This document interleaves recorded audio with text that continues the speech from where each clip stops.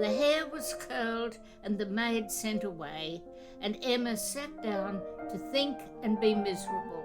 It was a wretched business indeed, such an overthrow. I'm Ellen. And I'm Harriet, and this is Reading Jane Austen. And for this episode, we're also joined by my partner, Michael, who'll be giving us some historical context for Jane Fairfax's backstory. Hello. This week we're looking at chapters 16 to 21 of Emma, and it's your turn to go first with a 100-word summary. Emma tells Harriet about Mr Elton's proposal and feels very guilty. Frank Churchill does not come to visit the Westons. Emma is privately annoyed on Mrs Weston's behalf, but when Mr Knightley criticises him, she defends him.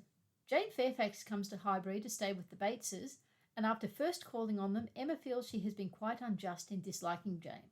But after an evening at Hartfield, she reverts to her earlier views. Mr Knightley disapproves.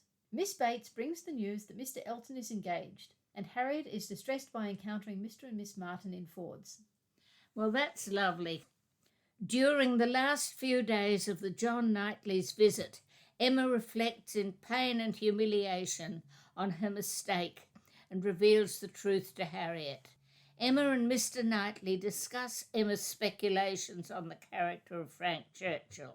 Emma and Harriet visit the Bateses, where they are told Jane Fairfax will soon be arriving for a visit. Emma begins a fantasy about Jane and Mr Dixon. When Jane arrives, Emma's attitude to her fluctuates, and the details of the fantasy with it. News of Mr Elton's engagement is brought by both Mr Knightley and Miss Bates. Harriet is distracted from its impact by her chance meeting with the Martins. Well, you got in the stuff about the fantasy about Mr Dixon, which I left out. No, well, that's because I'm going to be talking about Emma and her fantasies. Okay. Well, I've got a couple of general points I'd like to begin with. Yep. The first one is this whole question of these different mystery plots, that we've just finished one mystery plot. Well, it wasn't really a mystery to the reader, but now we're moving into another mystery plot, which it's meant to be a mystery to the reader. It was a mystery to me the first time round. Smarter people might have picked it up earlier. The broader thing that we're getting introduced to here is the mystery of Jane Fairfax seems to be hiding something. What is it? Yes. But I don't think we've got any real clues yet as to what it actually is, not in these chapters. I don't know how many people say this, but she's almost foreseeing the detective story, the mystery plot. Not in the first bit, but from then on, we've got points of view. And the clues are embedded all the way through in an almost Agatha Christie way. And she also, I was noticing this time, she even dropped some false clues that perhaps Mr Knightley is in love with Jane Fairfax. I mean, that one is sitting there, and then it gets picked up a bit later by Mrs Weston. This whole business of Emma and her fantasies. And in this section, we start to see various ones. We've got her little fantasy about Frank Churchill. She's never seen Frank Churchill. She describes him to Mr Knightley. This is what he's like. Mr Knightley says, well, if he's like that, I don't like him. Another clue that we should have picked up about Mr Knightley's potential jealousy. But then you also come into this major fantasy about Mr Dixon falling in love with Jane Fairfax. I think she wants you to take this as a joke, as another thing for feeling, oh, silly Emma. And again, that's another thread that I see coming all the way through. I'm sure even the first time I read it, my position was, if Emma thinks that that's not what's happening, my default position was that Emma will always be wrong. Yes. So chapter 16 is about Christmas Day and the following days where they're all kind of snowed in. And so Emma is basically beating herself up about Harriet and Mr Elton. But then again, we get snobby Emma with the whole, perhaps it was not fair to expect him to feel how very much he was her inferior in talent and all the elegancies of mind. Yes. Well, that's again what I feel is Emma's total misreading of the social situation. She hasn't got the experience to know what other people think. She's worked it all out from books.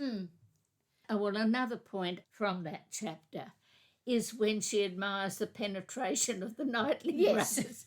She's so amazed that they should see these things she didn't see. Yeah, when she'd been dismissing both of their thoughts, thinking, well, how quaint it is that they think they've understood people when I, of course, understand them better.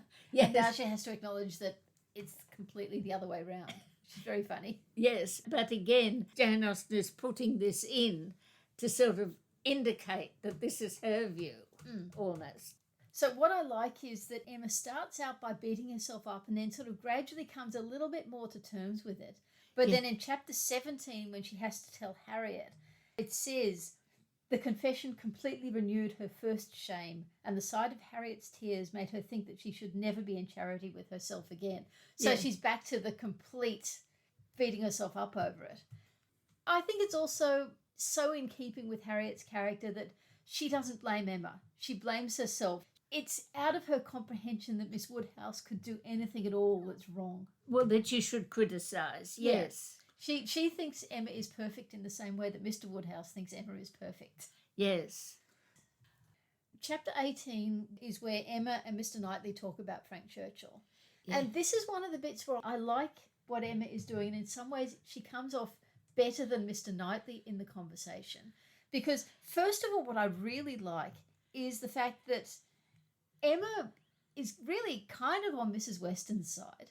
Yes. She agrees with Mrs Weston that, it's not nice for Mr Weston and he really should have made... Except that, of course, she's not agreeing with anything Mrs Weston actually says. Well, yeah. She's agreeing with the feelings they're imputing to Mrs Weston. Yeah. I love the fact that it says, she was the first to announce it to Mr Knightley and exclaimed quite as much as was necessary, or being acting a part, perhaps rather more, at the conduct of the Churchills in keeping him away. She then proceeded to say a good deal more than she felt of the advantage of such an addition to their confined society in Surrey. I think what I see happening is, because Mr Knightley is so down on Frank Churchill, she reacts by going to completely the other extreme and saying, no, he's wonderful, it's not his fault. Well, she's thrilled to bits to be able to get into a debate with Mr Knightley. So she's quite prepared, like a debater, to take the other side. She is also, and we saw this with Mr Knightley back when he was talking with Mrs Weston, he has these very strong views of right and wrong and what you should do and what you shouldn't do. And Mrs Weston said to him then, I don't think you really understand what it's like for Emma being a woman on her own. And now Emma is saying to him, I don't think you really understand what it's like for Frank Churchill having been brought up in this dependent position. Yeah. So they're not absolutely disagreeing with his strong moral views, his view that Frank should do his duty, but they are just saying you're not always empathetic enough. They're basically saying, you're right, but it's easy for you to say this. And again, as has happened once before, I think will happen again, Emma ultimately is taking the slightly higher ground where she's saying, we shall never agree about him, but that is nothing extraordinary. And then she says, we are both prejudiced, I for and you against. And then he huffily says, oh, I'm not prejudiced at all. He patently is. I think he thinks he's telling the truth. Again, this is just one of the things that has surprised me in some of these interactions. Emma does come across as more the adult in the room than Knightley is. But also, like I said at the start, I really like the fact that she's actually arguing for something she doesn't really believe herself. She's just kind of been put on her mettle because Knightley is being negative and anti-Frank Churchill. Rather than taking a middle ground, she actually jumps to the other extreme, even though she doesn't believe it. There's be no fun for her talking to him if she says, oh, yes, you're probably right. Yes, if Mr Knightley says one thing, I must say the opposite. And they both enjoy it. But I think Mr Knightley isn't enjoying this because his jealousy is getting in the way. And again, as we kind of saw with the fight over Harriet, when Mr Knightley was absolutely in the right and Emma was absolutely in the wrong, but Emma was the one who said, let's not fight, let's step back from this. And in this one, when Mr Knightley has had his huffy, he is a person I never think of from 1 month's end to another, it made Emma immediately talk of something else, though she could not comprehend why he should be angry. So again, she's almost doing with Mr Knightley what he did with John and she did with Isabella, of just, this isn't going well, let's change the conversation. Yes. So again, I think Emma is being quite mature here. And okay, Mr Knightley is being driven more by emotion than he or she realises, but... Perhaps socially adept rather than mature. Possibly, but I think to be working for social harmony in that way, to recognise that this has moved from being a debate to being something that is starting to upset someone, I think that is mature. And then the social adeptness comes into how she then manages that. And I suppose, as you've been talking about, she's become adept at dealing with Mr Woodhouse's. Yeah. And Isabella. Yeah. And John Knightley. Yeah, so then chapter 19, which is the start of volume 2, this is where Emma and Harriet visit Mrs and Miss Bates, and we get our first real introduction to Miss Bates talking a lot, which I think maybe we won't touch on just now because, we're going to be talking about Miss Bates later in this episode. The thing this is me being fascinated by Emma's fantasies. Yeah. It's the beginning when she's in there. She suddenly hears about Mr Dixon pulling Jane by her habit. Yeah, all we get, though, is at this moment an ingenious and animating suspicion entering Emma's brain with regard to Jane Fairfax, this charming Mr Dixon, and the not going to Ireland. And we don't get given the details of what the fantasy is at this point. We're just told that she has this idea, and then the conversation goes on and she's unable to get any more information. Not that she's planning to share it with any of those people. It's just a fantasy in her head, yes. But the fascinating thing about the Dixon story is that it then swings backwards and forwards through the next visit. Yeah, At this point, she's still disliking Jane Fairfax, bored with hearing about Jane Fairfax. So she really likes having a disobliging story about Jane Fairfax. Yeah. Although, as I said, we haven't been told exactly what the suspicion is. We work out that she thinks that something's up between Jane Fairfax and Mr Dixon. We don't know exactly what it is she's thinking. That comes out in the next chapter. Yes. When she keeps changing her mind. So then chapter 20 gives us Jane's backstory, which again, probably we won't go into because Michael's going to be talking about that in the historical section. But this is the bit which I hadn't noticed before, again about the Dixon fantasy, where it is actually, I think, setting you up to think maybe there is something to what Emma's thinking, because we have this comment by the narrator where it says, with regard to her not accompanying them to Ireland, her account to her aunt contained nothing but truth, though there might be some truths not told. And then the Campbells, whatever might be their motive or motives, whether single or double or treble, gave the arrangement their ready sanction and said that they depended more on a few months spent in her native air for the recovery of her health. Now, having finished reading the novel, we know that what the narrator is actually implying when it says her account to her aunt contained nothing but truth, though there might be some truths not told. Well, the truth not told is... she'd fallen in love with Frank Churchill. Yeah, and she doesn't want to go to Ireland because she'd never get to see him while she's in Ireland. So that is the truth not told. But in the context of having been introduced to Emma's speculation about Mr Dixon, I think we as the reader would take that as being a reference to that and giving some support. I have never seen it that way. I have always seen it as there's something else going on, but as I said earlier, my default position is that Emma is always wrong. So. Well, there is that. It is the narrator setting us up to say there's a mystery about Jane. Yes. But yeah, it's possible to read it both ways.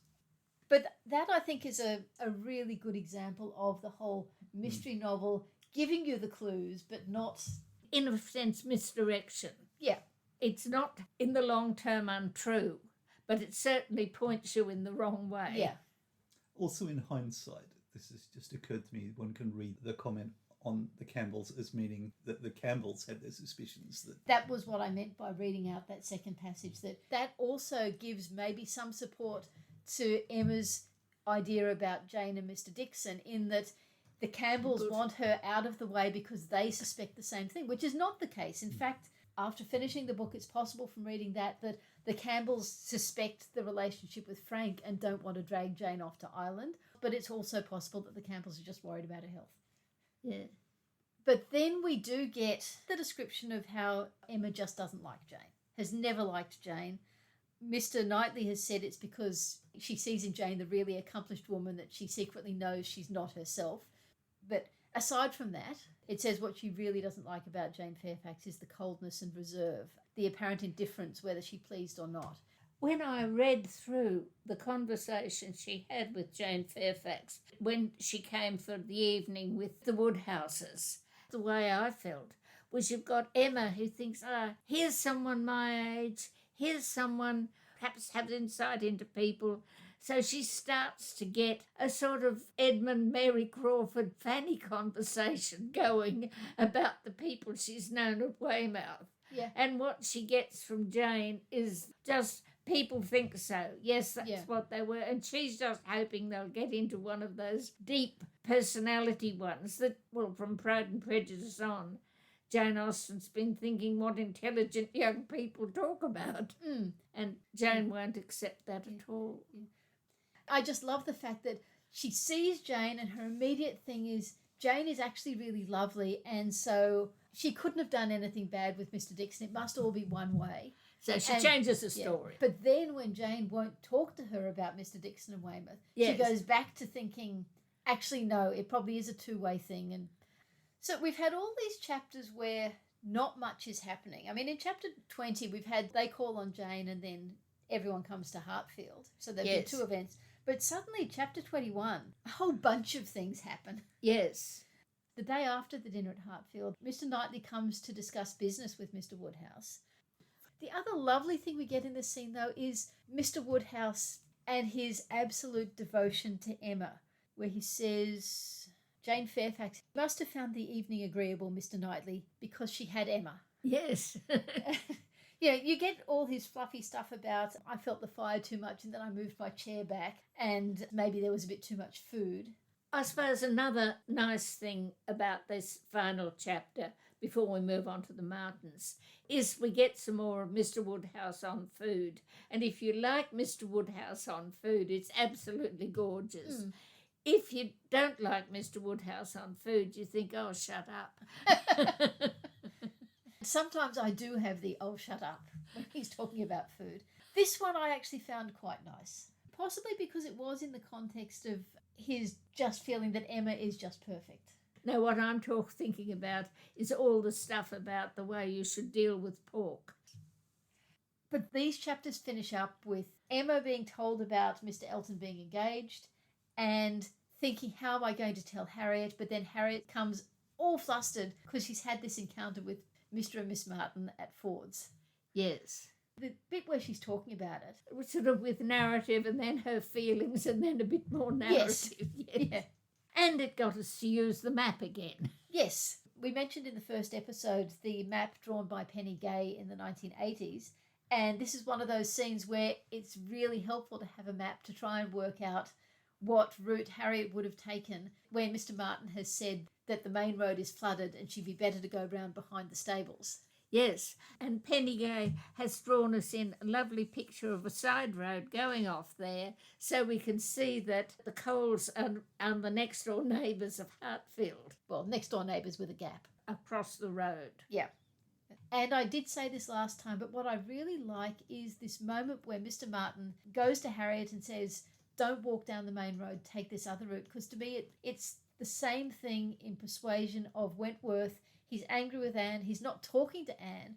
But when she is stuck with the child on her back, Wentworth just goes and takes the child off. And then when he sees that Anne is tired when they're walking, he just quietly organises for her to go in the carriage. And Mr Martin is doing the same thing. He's obviously hurt and probably angry with Harriet, but at the same time, he doesn't want to see her suffer by being stuck in a flood. I think it's a bit more than that. I think he still has some hopes that it might come right in the end. Uh-huh. And again, I think what we're seeing is that Harriet really wasn't very successful in getting her mind off the mountains. No. That really, she cares more about Mr. Martin than she ever did about Mr. Elton. Mr. Elton was just a pop star to her. Yeah. Where Mr. Martin is somebody that she genuinely built up feelings for.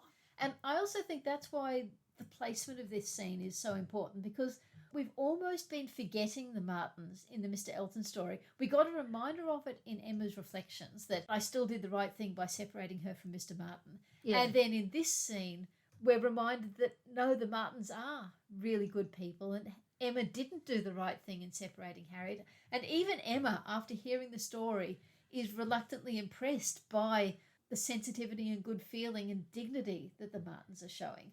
So it's not just nothing for all the book and then suddenly, oh, and they got together again. We have this scene here to remind us not just of the Martins' gentility, but also how much Harriet does actually care. Yes, well, it's not so much the Martins' gentility as the Martins' decency. Yeah. What quality people they are. Yeah. I've been rereading John Mullen, and he makes, I think, the interesting point that Mr. Martin is one of the characters that Jane Austen does not allow to speak. And I think that while you've been talking about how we are told that he speaks to her, we never hear his voice. I think that is an interesting device in terms of Emma's fantasies about him as this troglodyte. A clodhopper. Yes. We never get to hear him speak. Yeah, we don't get to see his letter. He doesn't get to speak for himself, so that makes it easier for us to buy into Emma's stereotype of him. Yes, we are not immediately confronted with the evidence that it's not true.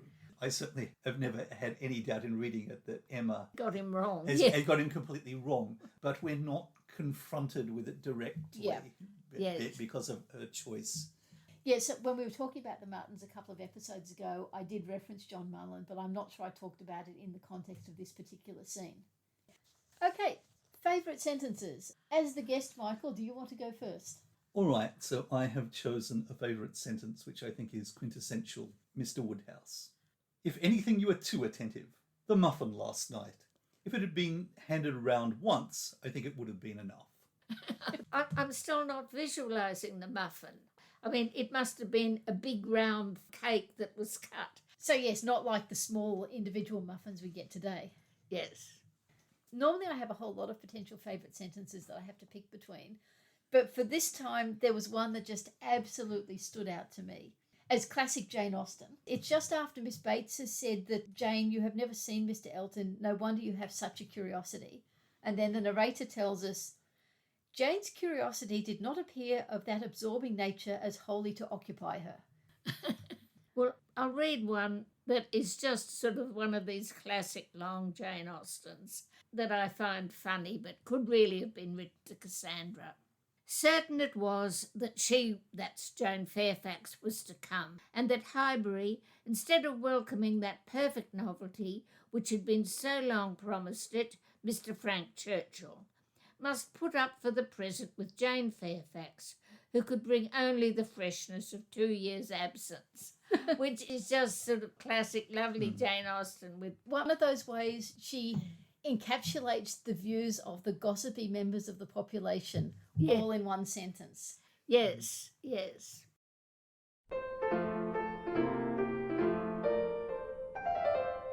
For this episode, we're talking about Miss Bates, who I think is often considered one of the great comic creations of the book. And I have to admit, I often don't read everything she says. I try and my eyes glaze over. But on that, I think there are two observations to make. One is that what I have found is when I've listened to Miss Bates being read aloud, suddenly the comedy of it comes through. It's lovely. It's just hard to read, which may reflect the fact that so often when the book was published, people would have been listening to it rather than reading it. It probably doesn't strike you as much because for this read through you're using the audiobook. Well, I think now, even before I was listening to the audiobooks, I tended to enjoy Miss Bates because I enjoyed the actual detail of life in a village that she was talking about. Uh-huh. And somehow I found that sufficiently interesting always. And the other thing is that I've read, I'm not sure I've really picked it up myself, but I have read that if you carefully pay attention to everything Miss Bates says, all of the clues about the Frank and Jane relationship are in there. And I can't remember where I read it, so I haven't been able to go back and find examples of these clues that are scattered throughout. I think that's one of the things John Mullen talks about. But I doubt he's the only one. Yeah. Well, I mean, perhaps not those clues, but the sort of things she is aware of. I mean, there's that little passage at one point when she's talking on about Mr. Elton. Yes, that was one I had highlighted. It's in the chapters we had today. Yes. Where she says, Mrs. Cole once whispered to me, but I immediately said, no, Mr. Elton is a most worthy young man, but, in short, I do not think I am particularly quick at those sort of discoveries. I do not pretend to it. What is before me, I see. Yes. And I suppose this is something else you have to say in her favour. While she talks all over the place, she's not a gossip. Well, she's not interested in passing on unkind opinions. Yeah, right. She's almost as nice as Mr. Woodhouse about everybody, in quite a different way. But she's a sort of very much about a speak no evil person, Yes. isn't she? Yeah. Okay, I've always had a different interpretation of why she does that. I have always seen that as a consequence of the precariousness of her social position, that one needs a certain level of privilege for it to be safe for you to say negative things about other people. I don't really feel that with her. I tend to feel that she is in not a bad position. After all, with Mr. Woodhouse, he has her at his place all the time. Mr. Knightley takes her seriously. I do think she is in a precarious situation. I'd like to talk about that in a minute, but I would actually disagree with Michael, not in the precariousness of her situation, but I think with Miss Bates, what you see is what you get. She is a genuinely nice person who genuinely doesn't think badly of anyone and who is genuinely possibly the most infuriating person because she just talks all the time. Yes. But I don't feel that it is a conscious choice because of the precarious situation. I wouldn't even say that it's a conscious choice. It may well be an unconscious choice. But I always feel that her whole being is infused with this sense of her inferiority and her dependence on others. So yes, Mr. Knightley, Mr. Woodhouse invite her all the time, but that means that she is in their power. Well, I think maybe now's the time to talk about their social position in the village, which is that Mrs. Bates used to be Mrs. Elton. She was the wife of the vicar. So they had a social position, they had a house, they had an income. And since his death, they've got nothing. And as Mr. Knightley points out later in the book when he's chastising Emma, it's going to get worse and worse and worse for them because they do have very little income. They're living in these small rooms above a shop. And what is interesting is, from my modern perspective, the kind of charity that people can give to her and the kind of charity that they can't give to her. No one would ever imagine giving her money, but they are quite happy to give them a leg of pork. Mr. Knightley gives them his apples. They give them produce and they invite them round to meals all the time. So they are providing a sort of a social support for them. But as Michael said, they are dependent on the kindness of others to a great degree. I suppose what I see is, in spite of their problems, they are so integrated that up to a point perhaps she's not too bothered. I mean, she is there so solidly. You've got the Coleses who are desperately trying to claw their way into county society, and yet Mrs. Cole is devoted to Miss Bates. The moment Mrs. Cole gets information from her husband that Mr. Elton's engaged, she writes a note and sends somebody off to tell Miss Bates. But that might explain why Mrs. Cole tells her first, because she's bursting to tell someone. She can tell Miss Bates and know that it is not going to have consequences. Telling Miss Bates is going to be telling everyone else because Miss Bates is the incapable of not passing on the facts. Yes, Well, the moment Miss Bates gets that note, well, no, they were already going to say thank you for the pork to Mr. Woodhouse. And that is actually one thing I did like when reading that scene. Miss Bates, she's flipping between Mr. Elton's getting married and such a lovely leg of pork, and what do we know about the woman he's marrying? And yes, Mother loves the pork done this way. She's just flipping between these two totally different things. Like I said, I do find it hard to read and often really boring, but I did love that flipping and changing between two subjects. Actually, one of the things I wanted to say, though, is also the significance of Miss Bates for sort of future literature, the extent to which the unmarried women of limited means living in a country village It doesn't actually reappear in literature that I've been able to find until 40 years later with Cranford.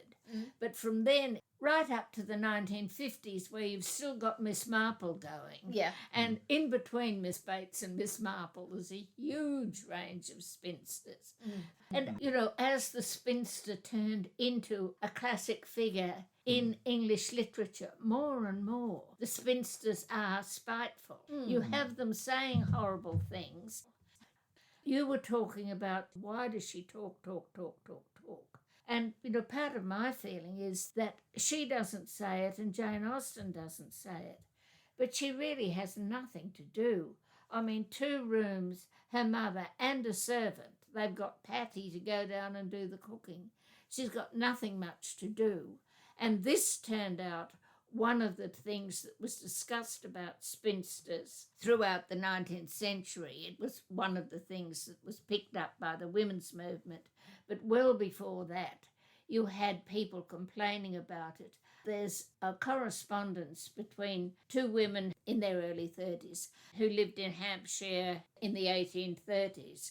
And they were saying, we're spinsters, what can we do with our lives? And then a bit later, somebody wrote a book that was terribly successful called My Life and What Shall I Do With It? And so right through the 19th century, you've got this question of what can they do with their empty lives? And I think that's worth considering in terms of Miss Bates. I'm surprised that you haven't mentioned yet the correspondence between Miss Bates and Jane Austen herself. Well, perhaps not Jane Austen because she found something to do, but Cassandra, who is a single woman living with her mother, more or less on the charity of a son. Surely Jane Austen must have, in writing Miss Bates, must have had a sense of this could easily have happened to me. Well, this could be me. After all, Mary Russell Mitford talks about her as the silliest, prettiest, most affected husband-hunting butterfly who turns into this silent creature. Upright piece of single blessedness. Yes. And, you know, so that was how Jane Austen certainly appeared. They're not a talker. No. And I think a lot more intelligent than Miss Bates. Well, I think that's part of the problem with Miss Bates. On reflection, maybe I do agree more with you than I did at first about it coming from her social precariousness. I don't think it's conscious, and I do think the almost naive purity of her thought processes are genuine. But maybe another one of the reasons she talks so much is because she is just a little bit nervous. Yes. No, nervous probably isn't the right word either, but... Anxious. Yeah. Of course, in the 1930s, people were always accusing spinsters like Miss Bates of being sexually frustrated and turning to crime as a result. And that's the sort of thing that Dorothy L. Sayers was writing against when she wrote Gaudy Night. Just to finish up on Miss Bates, I'd like to comment on her positive attitude because, yeah, she has moved from the vicarage to just 2 rooms above a shop, and she is very dependent on the charity of others, which she is aware of. But there's this beautiful bit when she's visiting Hartfield where she says, "Oh, my dear sir, as my mother says, our friends are only too good to us. If ever there were people who, without having great wealth themselves, had everything they could wish for, I am sure it is us." And I think that is lovely, but also sad.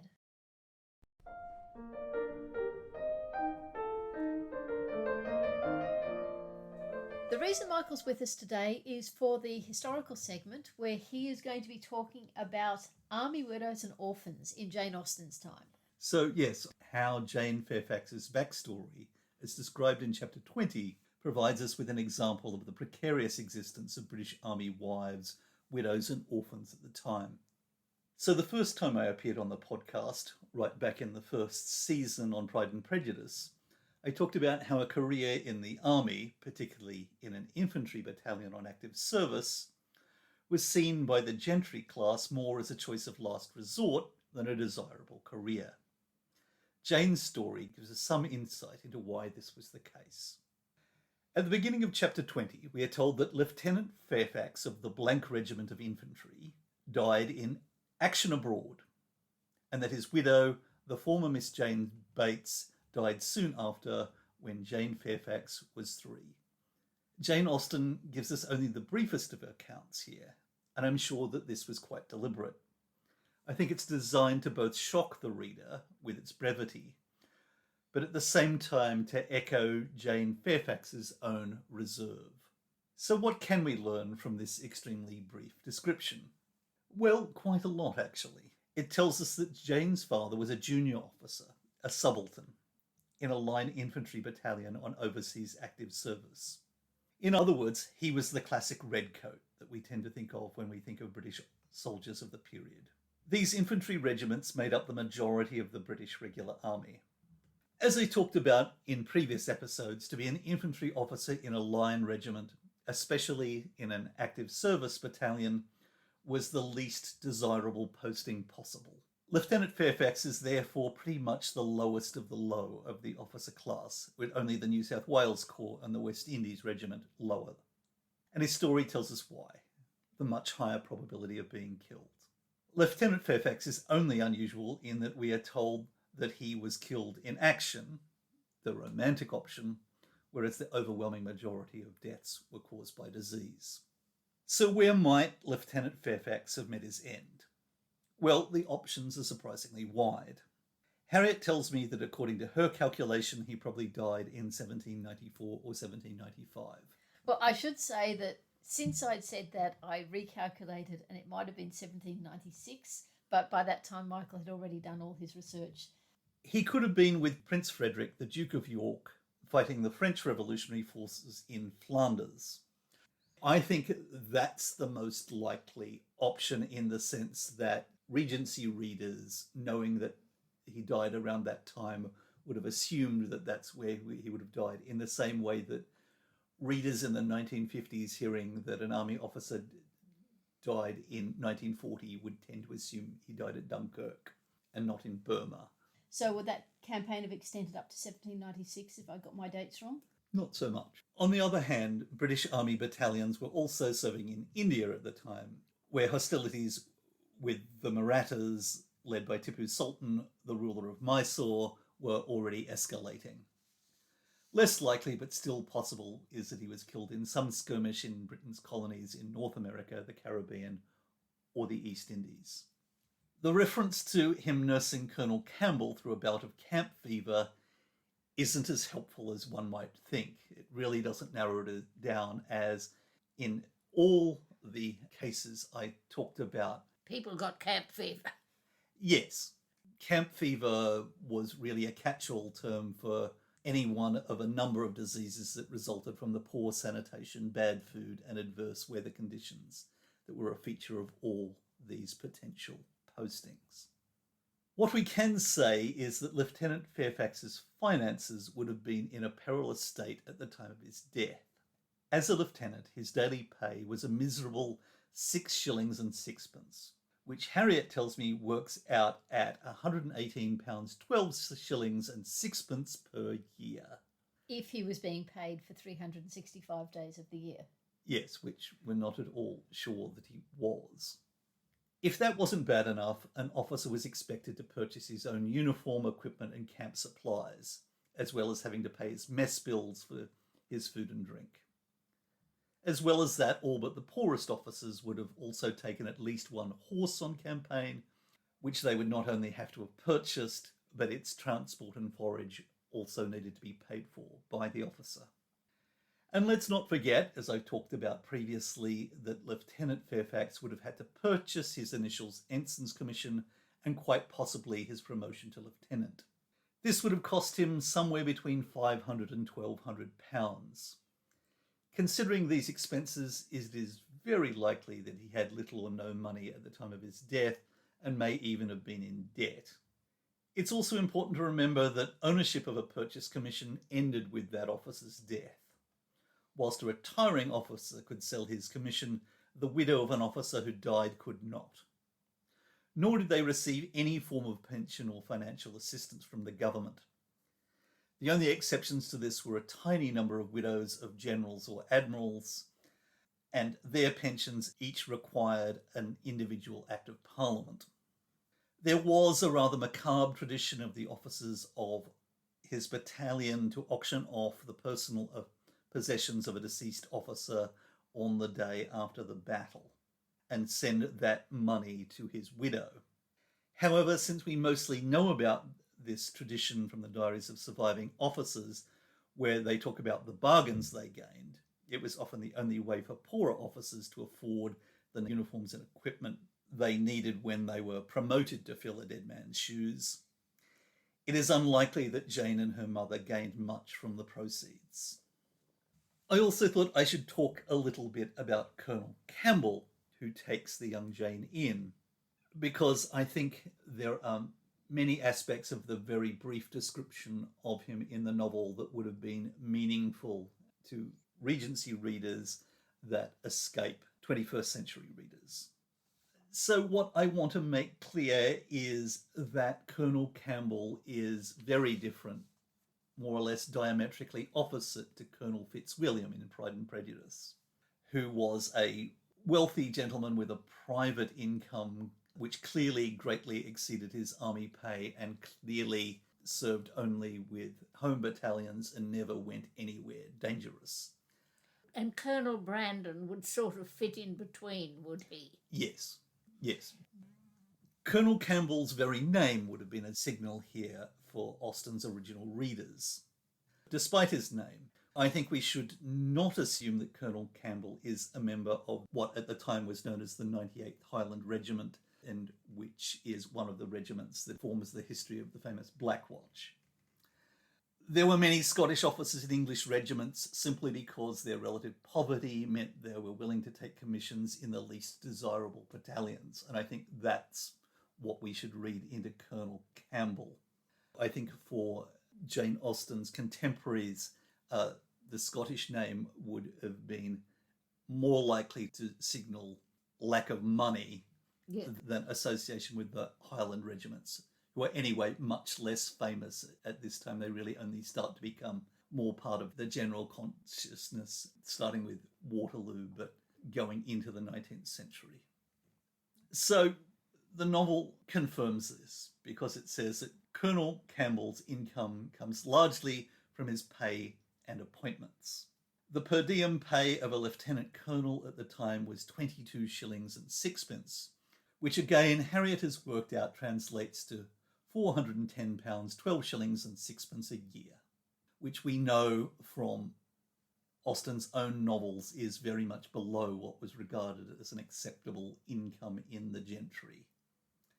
We also need to remember that he would only receive the full amount while actively serving with his regiment. At other times, he would have been on half pay. But later on, we learn that Miss Campbell will, in the future, receive £12,000. So I guess we have to assume that mostly comes from Mrs. Campbell. Let's say she had so many £1,000 as will always be called 10, and he had the difference. But it does mean that even though his private income is small, they do still have more than just his pay. If they've got £12,000 between them at 5%, that works out at about another £600 a year, which puts them on his pay and on their private income at £1,000 a year, which is basically equivalent to what Eleanor and Edward had when they first got married. So it's better than the Austen family were, but it's still not exactly wealthy. Yes. But on the other hand, it means that it wouldn't have been an enormous expense to take on Jane Fairfax. It meant they had enough money to take her in, as in the novel, but they definitely don't have the money to provide for her going forward. That's exactly what the book implies. Yeah, yes. that he doesn't have a great deal of private money, and all of that will be going to his daughter. Yes. At any rate, the novel tells us that he supplemented his service pay with other military or governmental appointments. As he lives in London, there are a number of options. It seems to me perhaps the most likely might have been an appointment to the Board of Ordnance, which was based in London, and the evidence of which still survives today in the name of the English Premier League football team, Arsenal, which is named for the Royal Armouries in Woolwich in South London, and which were greatly expanded during the Napoleonic period. And how much would he have got there? Have you any idea? It would depend what he was appointed to. It could be anything from £50 a year to 1,000. Unlikely to be 1,000. To 500. 500 at best. He's simply not of high enough social standing to get the more lucrative appointments.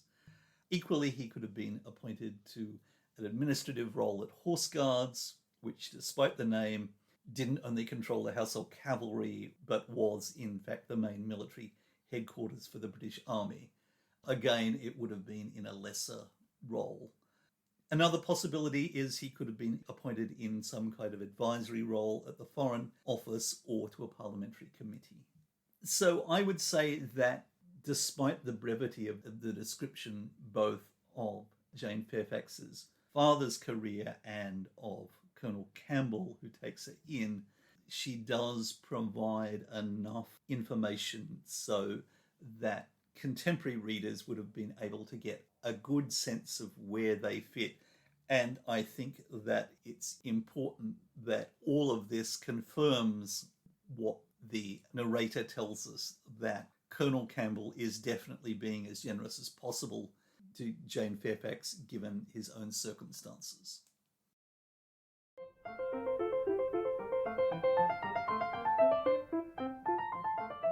Just before I start talking about pop culture for this episode, I wanted to share the news that because I'm going to be in the United States later this year at around the same time as the JASNA AGM, I thought I might go to the AGM, and I thought if I was doing that, I might as well put in a proposal for a breakout session, and my proposal has been accepted. So I will be at the JASNA AGM talking about presentations of Darcy in adaptations of Pride and Prejudice. So I'm quite excited about that. But the pop culture version I'm talking about this week is the 2009 BBC adaptation of Emma, which was a 4-part series. I didn't actually see this when it first came out. I did, however, buy the DVD at some point because it's been sitting on my shelf for years and years and years, still in the original plastic. But in the last couple of weeks, I watched it with Michael and also with my friend Maureen. Emma is played by Romola Garai, who I have probably mispronounced her name, who was 27 years old at the time. Mr Knightley is played by Johnny Lee Miller, who was 37 years old at the time. Now, the interesting thing with Johnny Lee Miller is in 1999, he played Edmund in Mansfield Park. And then in 1983, he was also in Mansfield Park playing Charles Price, one of Fanny's younger brothers. He was running around in the house at Portsmouth, was he? Yeah. So this means he's done 3 Jane Austen adaptations in 3 different decades. So as well as Johnny Lee Miller, Blake Ritson, who plays Mr Elton, he had also played Edmund Bertram before in the 2007 version of Mansfield Park. Yeah. So I remember thinking back when I first heard that they were making this production, that they really should try and get Nicholas Farrell, who was Edmund Bertram in the 1984 Mansfield Park, they should really try and get him in it as well, because he would have been 54 at the time. So he could have played a slightly older Mr Weston, or he could have played Mr Perry or Mr Cox. He could have had a small role. It would have just been so nice to have all 3 Edmund Bertrams in it.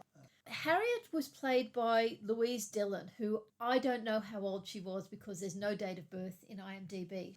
Mr Woodhouse, on the other hand, they got a big name for that. He was played by Michael Gambon, who was 69 at the time. Jane was Laura Piper, who was 29, and Frank was Rupert Evans, who was 32. Now, just some general observations on this. I actually really enjoyed this production, with some reservations. One of my biggest reservations with it is there was an awful lot of not Jane Austen dialogue. Using modern intonation, it was trying to find a balance between period language and modern language. I think it swung too far to modern language, and I would have liked to see much more of the Jane Austen dialogue. The other thing is that there were times when it was a bit heavy-handed. They could have let the actors just deliver something, but they had to repeat it, or sometimes they added scenes that made something more obvious to be sure you wouldn't miss it. And again, I just felt that was unnecessary at times. I guess a general comment on the characters is many of them were not exactly as Jane Austen wrote them. Emma, I've actually seen 2 points of view. Some people say it was softened from the book. She was made a nicer person, and other people say she was much more of a spoiled brat. So take your pick. Personally, I felt that she was very much. They deliberately made her much nicer, much more likeable. More relatable. Yes. I did like her, and most of the characters, most of the performances I did enjoy, even though I certainly acknowledged they were not exactly as Jane Austen wrote them. And Mr Woodhouse is a case in point. They have positioned him as almost everything he does is a reaction to the early death of his wife. They have him being very consciously overprotective of Emma. He does seem to be aware that people think he is overprotective, but he's not going to change because he is worried. So it's not the Mr Woodhouse we get in the book, because he does seem to be a lot more intellectually competent than the Mr Woodhouse of the book. They just de-emphasise that side of him, and they really push the anxiety, protectiveness. But as I said, I did like his performance. He is not the character of the book, but Michael Gambon plays the character he is given very well. Again, I suppose it renders him an entirely sympathetic character and less of a comic character. Yeah. But he's not the chump that G.B. Stern liked. No. And that is also something they do with Miss Bates. This time Miss Bates is played by Tamsin Gregg. They de-emphasise the comedy and really emphasise from the start the pathos. So in her talking about Jane, what you see is she's always trying to remind herself that this is for the best, that Jane is getting a better life this way, and I'm not going to be sad over losing Jane because this is better for Jane. There's one scene, and after it was on, Maureen and I actually paused and said, I hadn't thought of that. They have a scene where she is called out of the window to Emma and Harriet, and they don't want to come up. So she then turns back into the room, and it's this small room with just her mother there, who is deaf and who doesn't talk. And she sort of sighs, and we just thought we had never realised how lonely she must be. And again, that's not really something of the Miss Bates in the book, but it made her so much more a person. So I thought that was a fascinating decision. And yeah, they got the right actress for it. Mr Knightley, you got the Emma and Mr Knightley sort of enjoyment in each other's company. I thought that worked well, but you didn't quite get the age difference between them. Yes. I did quite like his performance, and I'm not always a fan of Johnny Lee Miller. You didn't get the condemnatory, stuffy version of him. That was very much de-emphasised, and his friendship with Emma was emphasised. Yeah. In general, the Harriet actress I think is quite nice. I still think peak Harriet is the 1970 version. I thought she was lovely. This Harriet is very nice in the same way, but unfortunately the script gives her lines just to make it clear that she's quite stupid. Now, some random thoughts about it. One deliberate decision they made is to start the movie not with Emma at age 20 and Miss Taylor's wedding, but with Emma as a baby, with the death of Emma's mother. But then they also had the death of the first Mrs Weston and of Frank Churchill being taken away, and of Mr Weston looking bereft, and then of the Campbells coming to take Jane away. They're sort of paralleling these three children of the same age, or about the same age, all of whom have lost their mothers and who have been put in different situations because of it. Some people have said that was quite heavy-handed, but I thought it was a good way, particularly for people who haven't read the book, of knowing who these characters are from the start and of setting them up against each other. And yes, then it heavy-handedly emphasised that, of course, Emma is so much happier that she stayed in Hartfield with her loving father, whereas these others were sent out with other people. I didn't necessarily mind the idea. I thought the execution was extremely heavy-handed. Yeah. Like Kate Beckinsale in 1996, this Emma also, they dramatised some of her fantasies, such as imagining the scene where Mr Dixon saves Jane Fairfax. But I do have to say, one of my favourite scenes in this production is the ball. Because one thing it does, which the Gwyneth Paltrow version does, which is when Harriet is sitting alone, Emma is dancing and trying to enjoy the dancing, but she's worried about Harriet and she's looking over her shoulder and thinking, is Harriet going to get to dance? I really, really loved the dance between Emma and Mr Knightley. The emotion on both their faces as they were dancing with each other. Yes. Because up until that point, you'd had scenes of Mr Knightley looking at Emma, but he'd also had scenes of Mr Knightley looking at Jane Fairfax, so you could have jumped either way as to where his affections lay, but this scene was just lovely. In the plot, were the mysteries there still mysteries? Yes, absolutely. And you were waiting for the end, and people could say to one another in between, is this going to happen? What's going to happen? Yes, definitely. And they did set things up. For example, when Harriet is talking to Emma after the attack, she's talking to Emma about Mr Knightley, but she's actually looking out the window at Frank Churchill. So you were set up to think, like Emma does, that it's Frank Churchill she's talking about. There are scenes of Mr Knightley enjoying watching Emma play, but then there are also scenes of Mr Knightley enjoying watching Jane play. Yeah. And what do you get, though, in the way of Frank Churchill looking at Jane Fairfax? To get any hints that way or not? Yes, you do. Yes. Another thing that I really liked was at the end, when Emma and Mr Knightley get married, he's going to take her somewhere for 2 weeks because John and Isabella have arrived to stay for 2 weeks with Mr Woodhouse. Yeah. So they get in the carriage and she doesn't know where she's going. And he's taken her to the seaside. Oh, right. And they've built on that Emma has never been to the seaside. So I thought that was a lovely way to finish. Yes. So just a few random differences from the book. And this is not all of them, it's just some that struck me. There's no encounter at Ford's with Harriet and the Martins, which is a bit sad. You do have Harriet throwing out the pencil that you've seen her take, but there's no precious treasures box. And this is another one that we're not actually explicitly told that Frank sent the piano. And maybe you could work it out, but given that you learn about the Frank and Jane engagement in episode 4, and it was in episode 2 that he went to get his hair cut, that's expecting you to remember back 2 weeks that Frank disappeared to get his hair cut at that time. Yeah. What I wanted to finish with, which I've done for the last 2, is identifying a what on earth were they thinking moment in the film. Yes. As I said, the film opens with the 3 children as babies, and there's a voiceover. And that voiceover is a male voiceover. I'm pretty sure it's Johnny Lee Miller who played Mr Knightley. But all of our initial reaction to this was, it seems really weird to have a male voiceover.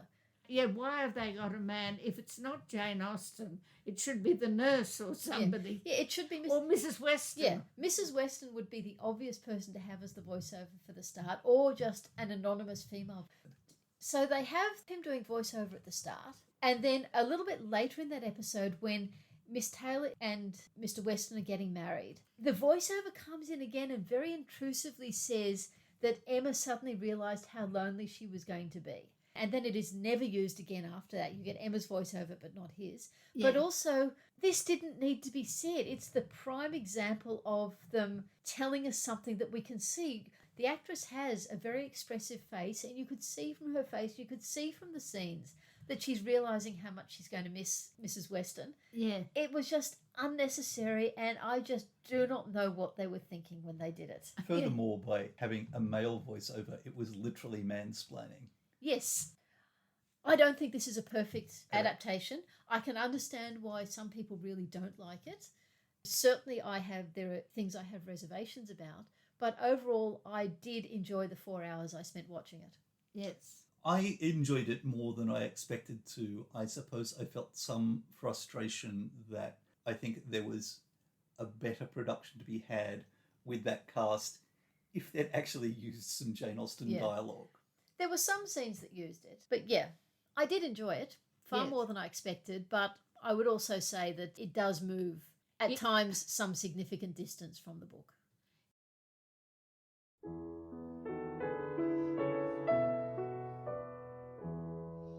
You've been listening to the Reading Jane Austen podcast with me, Harriet. Me, Michael. And me, Ellen. In our next episode, we'll be looking at chapters 22 to 26 of Emma. The structure of this podcast was inspired by Harry Potter and the Sacred Text. Our music is Creative Commons performances of pieces Jane Austen might have listened to. You can find us on Facebook at Reading Jane Austen and our website readingjaneausten.com. You can email us at readingjaneausten.com or rate and review us in your podcast app. We hope you'll join us next time.